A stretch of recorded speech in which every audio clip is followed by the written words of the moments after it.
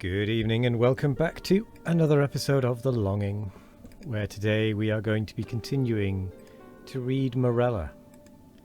And then I don't know what we're going to do after that when we finish, because we are probably going to finish before the end of the episode. So let's get going. Morella, I cried. Morella, how knowest thou this? But she turned away, her face upon the pillow and a slight tremor coming over her limbs. She thus died, and I heard her voice no more. Yet, as she had foretold, her child, to which in dying she had given birth, which breathed not until the mother breathed no more, her child, a daughter, lived. And she grew strangely in stature and intellect, and was the perfect resemblance of her who had departed, and I loved her with a love more fervent than I had believed it possible to feel for any denizen of earth. But ere long the heaven of this pure affection became darkened, and gloom and horror and grief swept over it in clouds. I said the child grew strangely in stature and intelligence. Strange indeed was her rapid increase in bodily size, but terrible, oh terrible were the tumultuous thoughts which crowded upon me while watching the development of her mental being.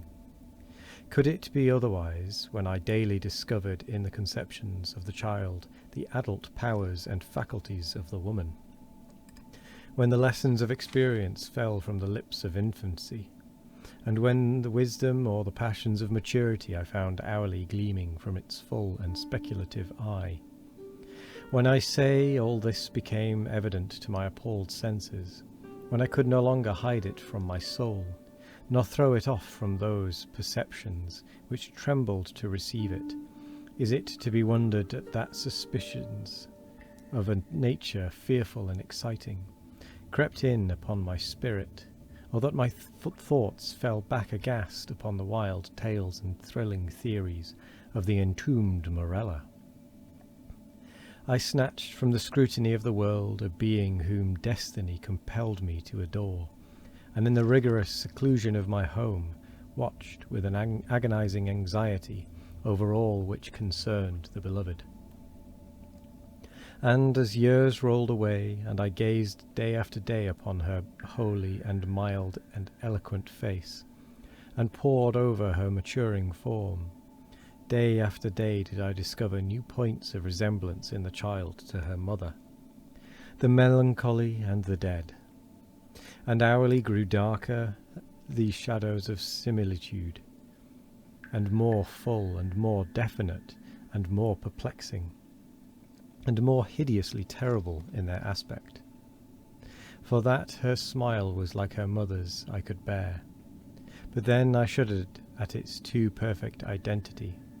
That her eyes were like Morella's I could endure, but then they, too, often looked down into the depths of my soul, with Morella's own intense and bewildering meaning, and in the contour of the high forehead, and in the ringlets of the silken hair, and in the wan fingers which buried themselves therein, and in the sad musical tones of her speech, and above all, oh, above all, in the phrases and expressions of the dead on the lips of the loved and living, I found food for consuming thought and horror, for a worm that would not die. Thus passed away 2 lustra of her life, and yet as my daughter remained nameless upon the earth, my child and my love were the designations usually prompted by a father's affection, and the rigid seclusion of her days precluded all other intercourse. Morella's name died with her at her death. Of the mother I had never spoken to the daughter. It was impossible to speak.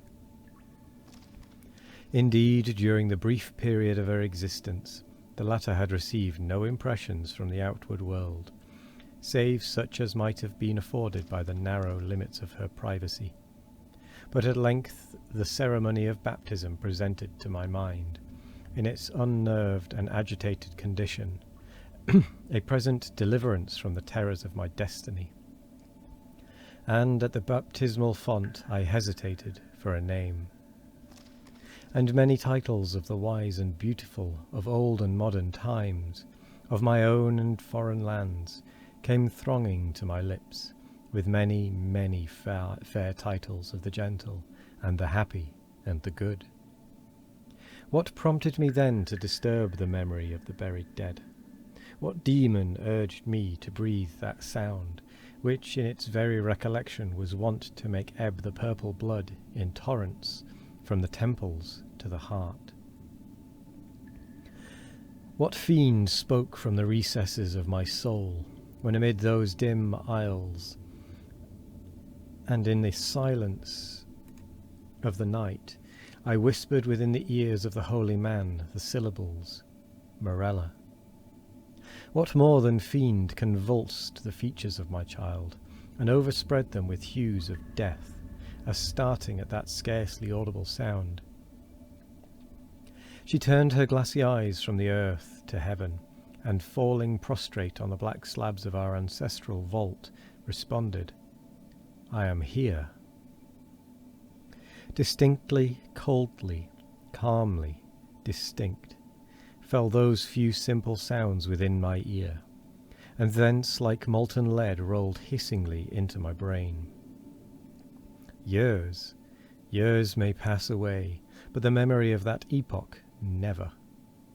Nor was I indeed ignorant of the flowers and the vine, but the hemlock and the cypress overshadowed me night and day, and I kept no reckoning of time or place, and the stars of my fate faded from heaven, and therefore the earth grew dark, and its figures passed by me like flitting shadows, and among them all I beheld only Morella.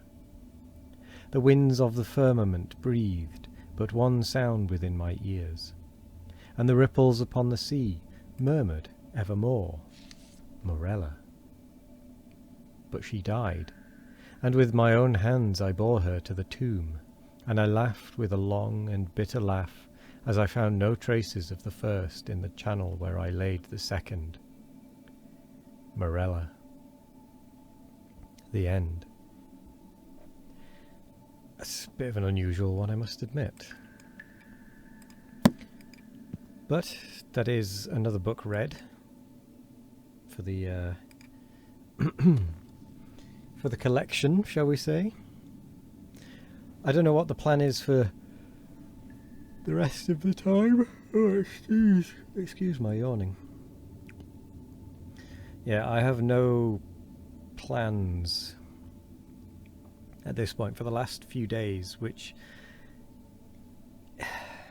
these last few days are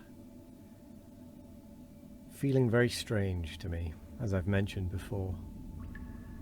The very idea of just letting the time run down feels bizarre, in all honesty. Absolutely bizarre. After 980 days, just letting the time end. It's... I don't know. It's a little... I guess...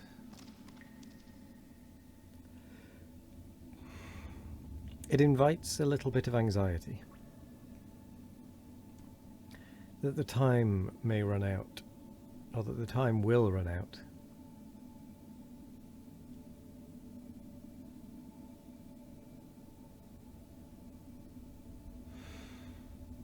It feels so strange.